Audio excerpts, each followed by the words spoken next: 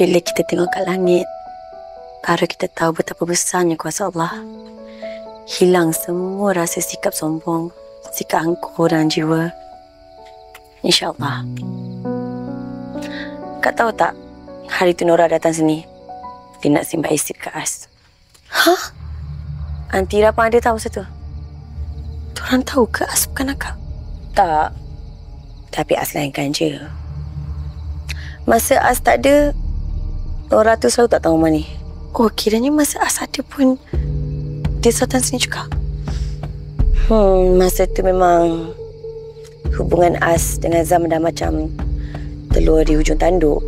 Tapi bila Nora tu ada, lagilah teruk kita orang lagi renggang.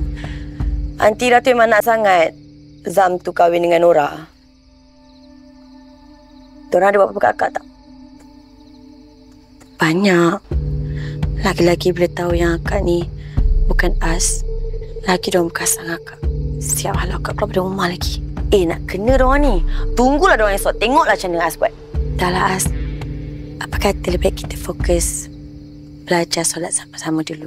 Nah, sementara akak kat sini, lebih baik kita fokus buat benda yang wajib.